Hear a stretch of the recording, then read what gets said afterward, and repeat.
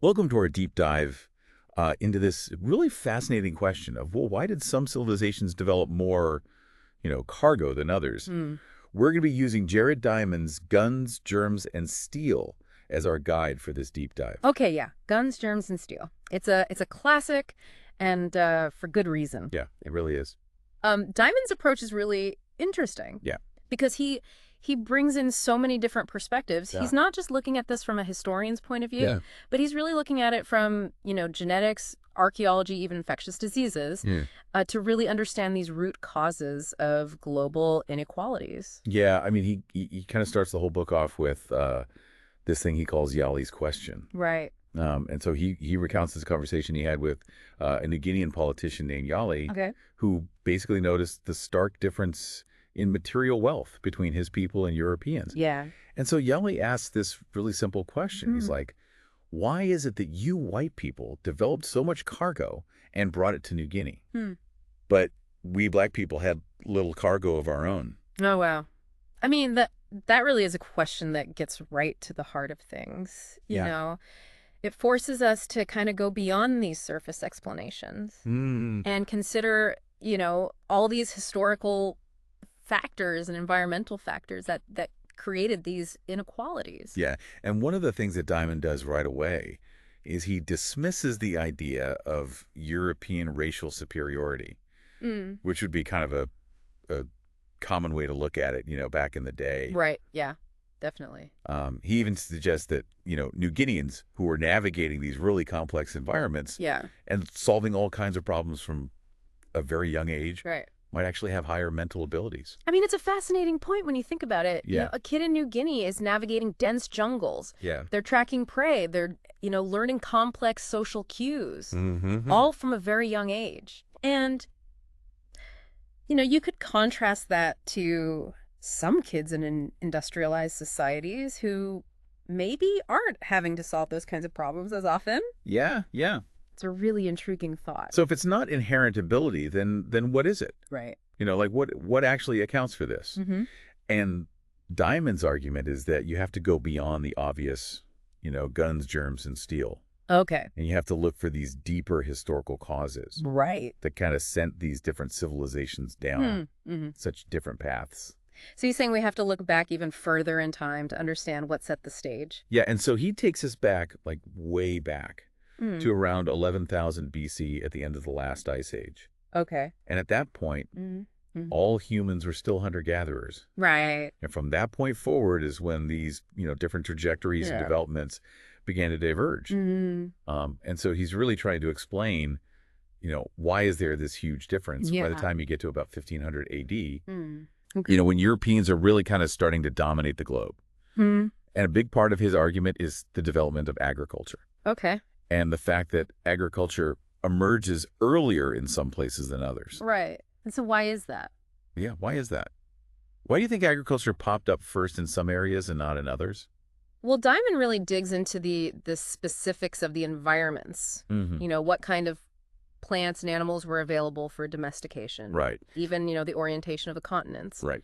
And he really argues that these factors played a massive role Yeah. in determining, where and when agriculture was able to take root. He uses some really compelling examples, like Mm. the Moriori people who lived on the Chatham Islands. Okay. They were this peaceful society Mm. until they encountered the Maori from New Zealand. Oh, so that's kind of a stark example of how environmental differences can lead to these power imbalances between different groups of people. And it all has to do with the resources available in those environments. Right. And then how those societies kind of formed around those limited resources. Yeah, you can almost imagine the Moriori, Yeah. isolated on these resource-poor islands, Right. developing this culture of peace. But then the Maori coming from a larger, Right. more competitive environment Yeah. with a warrior culture Hmm. and more advanced technology. And Right. when those two groups collide, Yeah. it's a very tragic story for the Moriori. Yeah, for sure.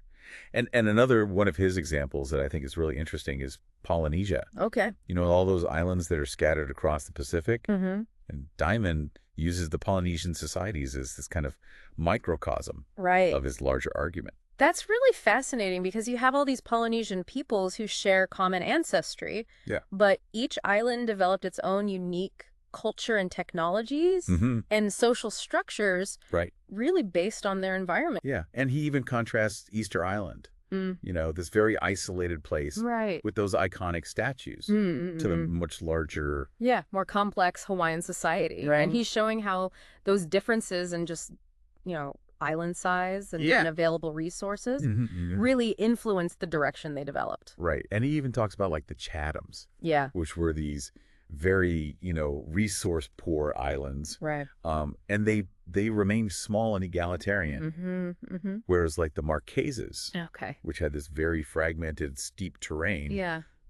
they developed into these, independent warring chiefdoms. Wow. So all these variations Yeah. just within this one group of people Right. spread across these islands. And it just goes to show that the environment plays this huge role Right. in the paths that these civilizations take. That's kind of a microcosm of his bigger argument Yeah. about what happened across entire continents. He's saying it wasn't about inherent human differences. It was Mhm. about these environmental differences Mm-hmm.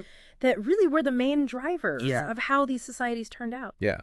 And so then he moves into this like really dramatic moment in the book, Okay. which is the collision at Cajamarca, Mm-hmm. where you've got Pizarro and this tiny band of conquistadors, Yeah. like a little over 100 men. Wow. And they managed to capture the Inca Emperor Atahualpa, Mm. who has this massive army, That's with incredible. like tens of thousands of soldiers. Right.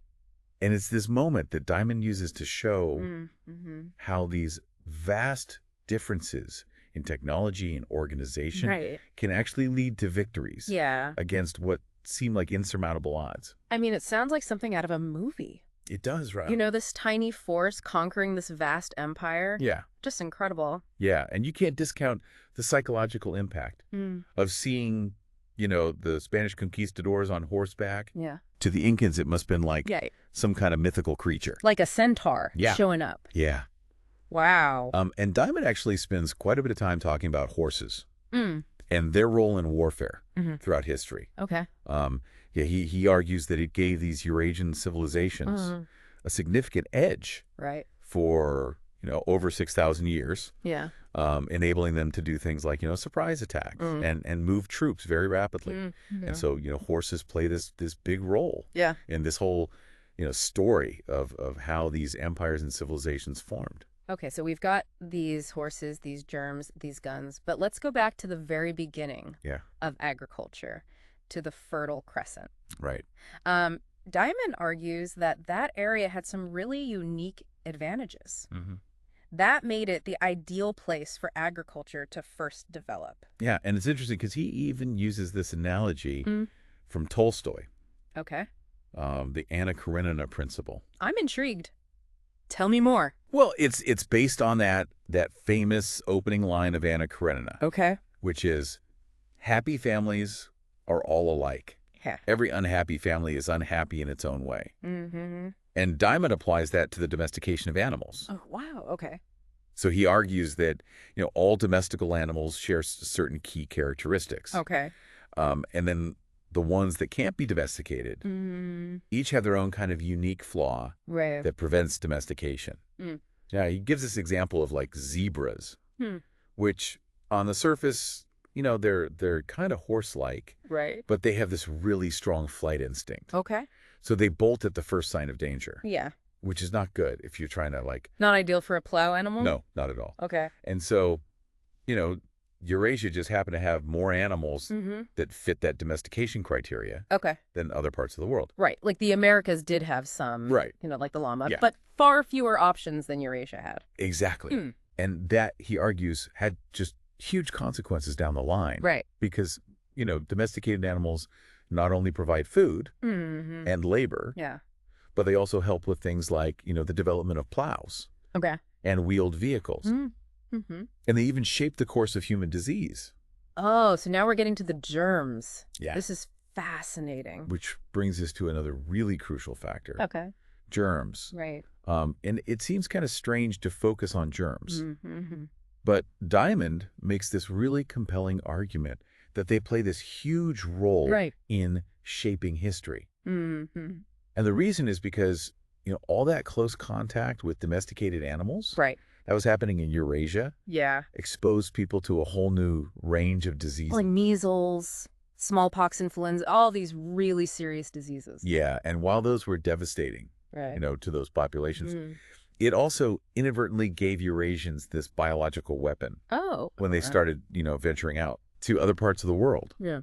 So populations in the Americas and Africa and Australia Mm-hmm. had no exposure to these diseases. Right.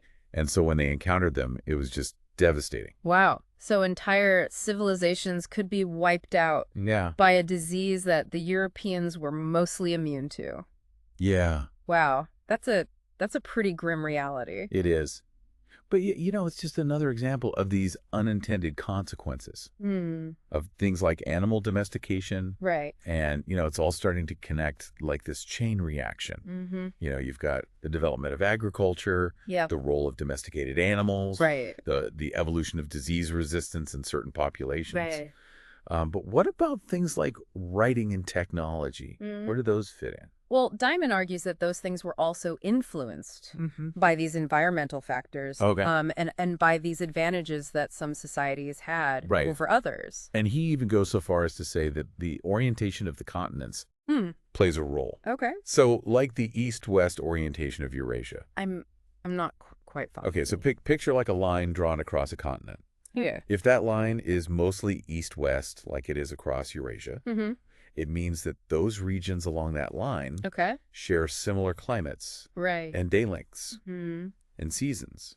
So that means it's much easier for Yeah. those crops and livestock and technologies to spread. Exactly. Interesting. So like a plant that thrives in modern-day France Mm. could also probably do really well in a similar climate in China. Right. But a plant that's adapted to Mm-hmm. southern Mexico Mm-hmm. would have a really hard time surviving Yeah. if you took it up to Canada. Right. Very different climates. Yeah. And so Diamond contrasts that Okay. with the north-south orientation of the Americas Mm-hmm. and Africa. Right. And he's basically saying that Yeah. crops and innovations that tried to move across those continents Mm-hmm. had to adapt to this much wider range of climates. Okay. So the spread was a lot slower and more challenging. So that's a huge disadvantage. Yeah. Wow, I never would have thought about it that way. Yeah, and it's just fascinating how, these simple geographical differences Mm-hmm. can have these huge impacts on the Right. course of history. Absolutely.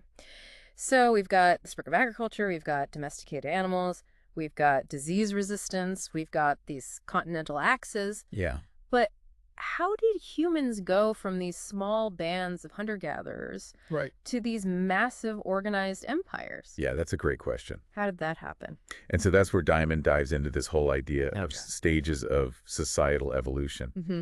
And so he starts with, those small mobile bands Okay. that were really the norm Right. for most of human history. Yeah, basically family groups where everybody knows each other and they make decisions together, Yeah. and there's not really a need for any kind of formal leadership or hierarchy. Yeah, everyone's pretty much equal. Right. But then things start to change Hmm. when humans transition to agriculture. Okay. You've got these larger, Hmm. more settled populations, Right. and that creates new challenges. I can imagine, more people living closer together Yeah. bound to create some friction, Yeah. more competition for resources and land Right. and social status even. Yeah. And so as these conflicts pop up, Mhm. there's now this need Right. for more organized ways Yeah. to resolve those disputes. It's not just a casual conversation around a campfire anymore.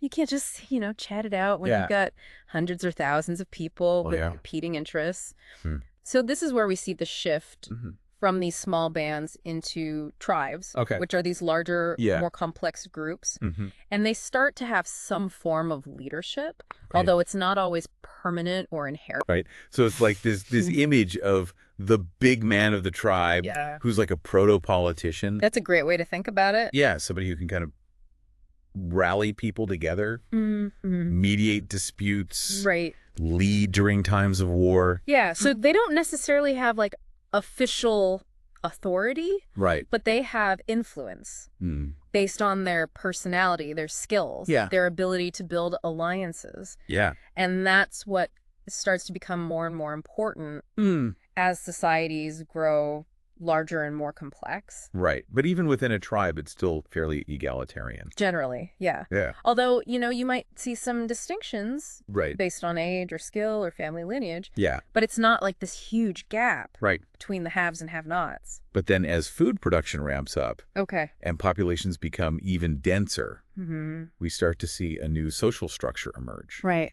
And that's the chiefdom. Okay, so chiefdom, that implies a much more established hierarchy. So now we're talking about somebody who actually inherits their leadership position, Right. and they actually have power to enforce rules and collect tributes. Yeah, exactly. And so that chiefdom Mm-hmm. represents this really significant shift towards a more centralized Okay. hierarchical society. So the chief often comes from a hereditary line. Right. And they have this authority to create and enforce laws, Yeah. collect taxes, even lead armies. And that's where you really start to see Mm. some serious social inequality develop. Absolutely.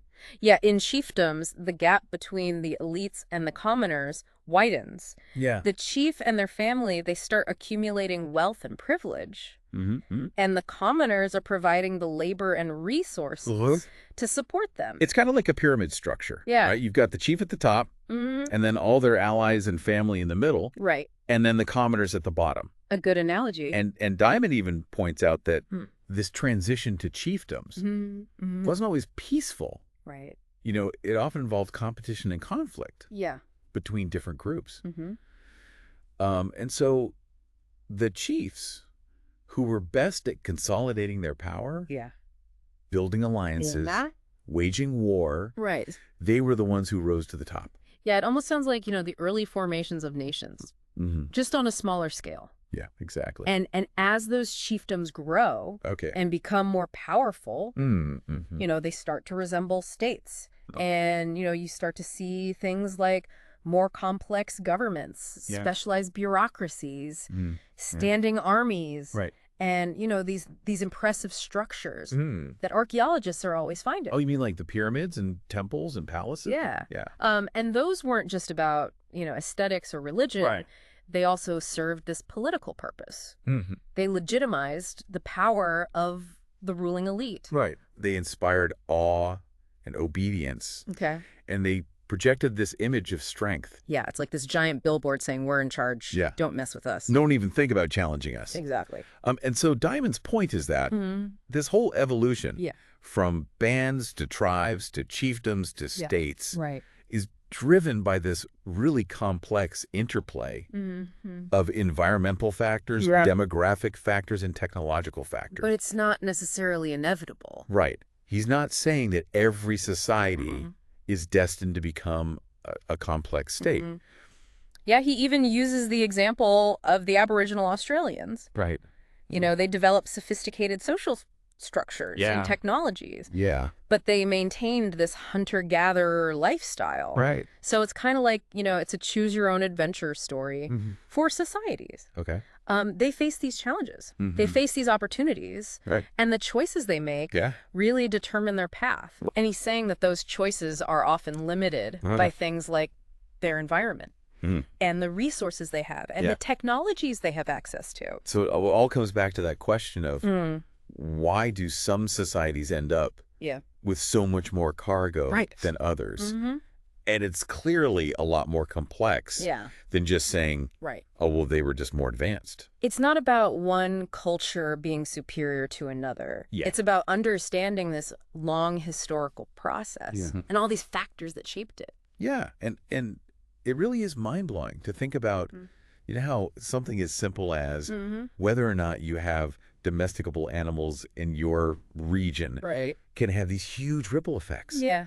over thousands of years. That's fascinating. Yeah. And it makes you kind of rethink, all the things that we take for granted Right. in our modern world. Like the next time I see a fancy car Yeah. or the latest gadget, I'm going to remember that. Right. It's not just a product of clever engineering, Yeah. but it's also the culmination of thousands of years of human history Right. and environmental influence. and even those microscopic germs Yeah. that have been shaping our destinies. And that's just the beginning. In part 2, we'll look at some specific examples Yeah. of how these factors played out on different continents, from the Fertile Crescent to the Americas and Africa and beyond. Oh, I can't wait. So much to explore. Yeah. Welcome back to our deep dive into guns, germs, and steel. It's great to be back. We really started to unpack a lot of these really complex factors last time. Yeah. And one of the things that I was thinking about Oh. is this whole idea of the orientation of the continents. That east-west versus north-south thing. Right. Like, who knew that geography could play such a central role? It's pretty amazing when you think about it. Yeah. Yeah. In shaping history. Absolutely. Geography is crucial. Mm-hmm. But as Diamond points out, Yeah. it's not just the physical landscape. Right. We also have to consider these biological factors, like those Eurasian germs we were talking about. Right. Those played a huge role too. Yeah, they really did. I mean, think about the impact of diseases like smallpox and measles on populations that had never encountered them before. Yeah, it's like this invisible weapon that really tipped the scales in favor of the European colonizers. It's a fascinating example of how, sometimes the course of history is shaped by these factors that are totally outside of human control. Yeah. These microbes, they have their own evolutionary history, and that history played a huge role in shaping human history. Yeah. But it's not all doom and gloom. Okay. Diamond also talks about the positive impacts of these biological exchanges, like the spread of domesticated plants and animals across continents. Okay, so we've got the germs, we've got the geography, but how do societies actually evolve? Right. Like, how do we go from these small egalitarian bands of hunter-gatherers to these large, complex states? Right, with social hierarchies, specialized roles, elaborate institutions, all of that. Yeah. How does that happen? That's a great question, and it's where Diamond's breakdown of societal evolution is really helpful. Okay. So, he starts with those small mobile bands that were really the norm for most of human history. Yeah, basically family groups, where everybody knows each other. Right. Everybody makes decisions together. There's no real need for formal leadership or hierarchy. Yeah, everyone's pretty much equal at that point. But then things start to change when humans transition to agriculture. Right. Because now you've got these larger, more settled populations.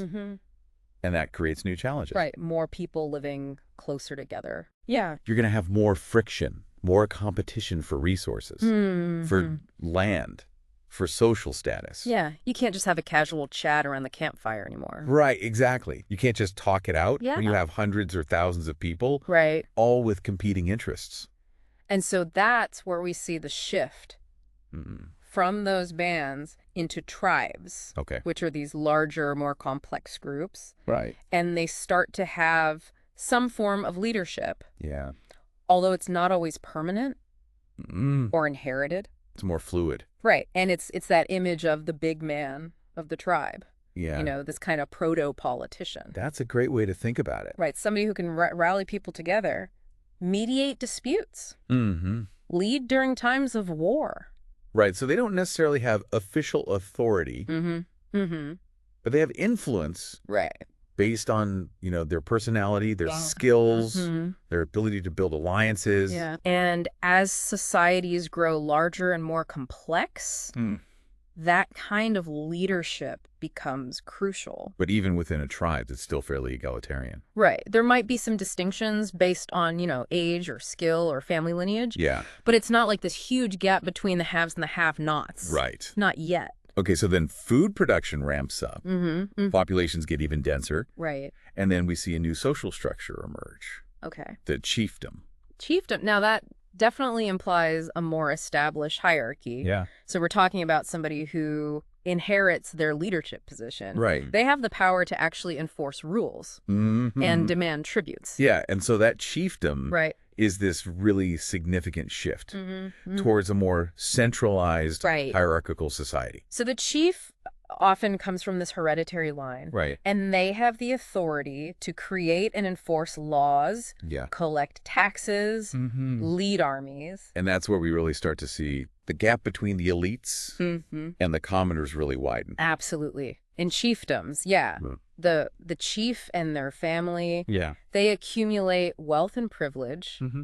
and the commoners are providing the labor and resources to support that.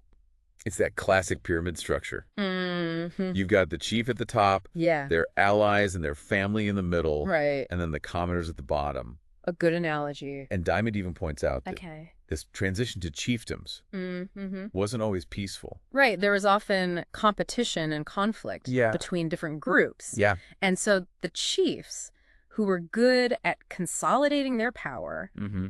building alliances, waging war, Yeah. they were the ones who rose to the top. It all sounds like those early stages of nation states, Mm-hmm. just on a smaller scale. Yeah, exactly. And then as those chiefdoms grow larger and more powerful, Okay. they start to really resemble states. Mm-hmm. They develop more complex governments, specialized bureaucracies, standing armies. Right. And then you start to see those impressive structures. Oh, you mean like the pyramids and temples, Yeah. palaces? Yeah. Wow, yeah. And those structures weren't just about, aesthetics or religion. Right. They also served this very important political purpose. Mm. They legitimized the power of the ruling elite. Okay. They inspired awe and obedience Mm-hmm. in the commoners. Yeah. And they projected this image of strength. It's like a giant billboard saying, we're in charge. Right. Don't even think about messing with us. Don't challenge our authority. Exactly. And Diamond's point is that this whole process Mm-hmm. of social evolution, Yeah. from bands to tribes to chiefdoms to states, Right. is driven by this really complex interplay of environmental, demographic, and technological factors. But he's not saying that it's inevitable, Right. that every society is destined to become this complex state. Yeah. He uses the example of the Aboriginal Australians. Mm. They develop these sophisticated social structures Yeah. and technologies, Mm. but they maintain that hunter-gatherer lifestyle. Right. So it's like every society is kind of facing this choose-your-own-adventure, Mm. right? They face these Oh. challenges and opportunities, Mm. and the choices they make determine their path. And he's saying that those choices are often constrained Right. by things like their environment, the resources they have available, Yeah. the technologies they have access to. And so it all comes back to Yali's question. Mm-hmm. Why did some societies end up with so much more cargo Mm. than others? Mm-hmm. And it's clearly way more complicated. Yeah, it's not just a simple matter of saying one culture is more advanced than another. Yeah, it's about understanding this long historical process Mm-hmm. and all of these factors that shaped it. It really is mind-blowing Mm-hmm. to think about how something like whether or not you have domesticable animals in your region Mm-hmm. can have these ripple effects Right. over thousands of years. It makes you look at the world differently. It does. Doesn't it? Yeah. Like the next time you see a fancy car or, the latest gadget, Yeah. you realize it's not just about clever engineering. Mm-hmm. It's the culmination of thousands of years of human history, Yeah. of environmental influences, Mm-hmm. of even, those microscopic germs Yeah. that have been shaping our destinies. And we've only just scratched the surface. Right. There's still so much more to explore. In the final part of our deep dive, Yeah. we're going to look at specific examples of how these factors played out in different regions, Okay. from the Fertile Crescent to the Americas, Mhm. Africa, and beyond. I can't wait. Yeah. Welcome back to our deep dive. It's amazing to me how all these different pieces of the puzzle are connected. I know. It's really fascinating, isn't it? You've got geography and biology and technology and social structures. Yeah, it's like Diamond is weaving this tapestry, Mm-hmm. that shows us why some civilizations thrived Right. and others, struggled. And he uses these really interesting case studies Yes. to kind of bring those points to life. Yeah, and one of the regions that I'm really curious to learn more about Okay. is the Fertile Crescent. Yeah. That birthplace of agriculture. Right. That cradle of civilization. Yeah. It's a great example of how these environmental advantages can give a society a head start. Mm-hmm. Diamond talks about how that region had this unique combination of climate, Right. fertile soil, Mm-hmm. and all these plants and animals that were just perfect for domestication. Yeah, it was like the perfect setup Mm-hmm. for early humans to make that transition to agriculture. Right. And as we've been talking about, that transition had this huge ripple effect. You know, Right. it led to these denser populations, Mm-hmm. more complex social structures, the development of new technologies. Yeah. And the Fertile Crescent kind of became this hub of innovation. And those innovations spread, eastward and westward across Eurasia, facilitated by that east-west axis that we talked about. Right. But this brings up a question for me. Okay. If the Fertile Crescent had all these advantages, why didn't it become the ultimate center of global power? Right. Why did that shift to Europe? Yeah. That's a great question, and it's something that historians have debated for a long time. And Diamond suggests that while the Fertile Crescent had this early advantage, it also faced some environmental challenges. Like what kind of challenges? Well, things like deforestation and soil salinization that were brought on by intensive agriculture and overgrazing. So they kind of overused the land. Right. They kind of overdrew their account on that environmental bank. Yeah. And Diamond contrasts that with Europe, which, got a bit of a later start with agriculture. Yeah. But it had a more diverse landscape. Okay. And it was more resilient to these environmental setbacks. And let's not forget about Europe's political fragmentation. Right. All those competing kingdoms and city-states. Yeah. Diamond actually suggests that that might have been a factor in their success. Really? Yeah, he thinks that all that jostling for power and resources might have actually spurred innovation. So it's like necessity is the mother of invention. Exactly. If everyone's comfortable and secure, there's less incentive to push the boundary. To find new solutions, to take risks. And so he contrasts that with China, which unified very early on under a single powerful ruler. Right. And while that provided stability and allowed for these large-scale projects, it also might have stifled some of that decentralized experimentation and risk-taking. That can lead to those breakthroughs. Right. That's interesting to see how these different factors kind of played out in these different regions. And then you've got Australia, which is fascinating because it's this continent where all the indigenous people lived as hunter-gatherers. Yeah, well into modern times. Right. And Diamond attributes that largely to Australia's challenging environment. Yeah. The low rainfall, the unpredictable climate, and the limited range of plants and animals that were suitable for domestication. Right. So it just wasn't really conducive to developing agriculture. But it's interesting because Aboriginal Australians, they developed these very sophisticated social structures and technologies, and they had this incredible understanding of their environment. So it just shows that there are many paths to societal development. It's not always a straight line. It's not a one-size-fits-all kind of journey. And it's important to remember that Aboriginal Australians weren't completely isolated. Right. They had contact with other cultures. Yeah, like the Macassans from Indonesia, who would come to Australia's northern coast for centuries. But those interactions didn't lead to the widespread adoption of agriculture or these technologies that were common in Indonesia. Right. And Diamond points out that the Macassans were mainly interested in trade.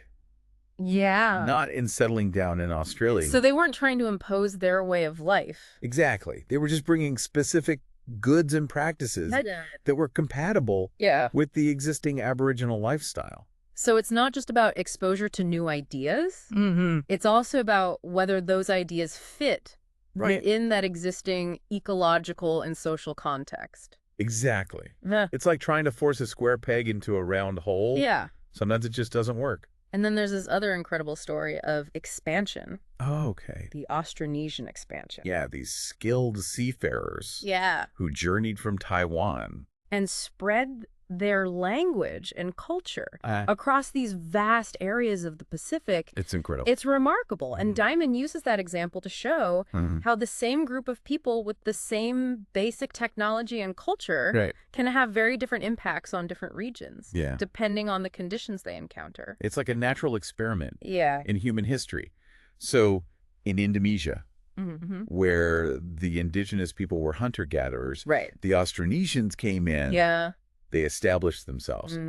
They largely replaced the existing population. But in New Guinea, where they encountered these well-established agricultural societies, they had much less success. It's all about the food production. Exactly. And the advantages that come with it. Right. The New Guineans with their denser populations, their more advanced technologies, their potential disease resistance, they were a much tougher challenge. Yeah. And it just shows that human history isn't this simple story. Right. Of, who's stronger or smarter. It's much more nuanced than that. Yeah. It's about timing.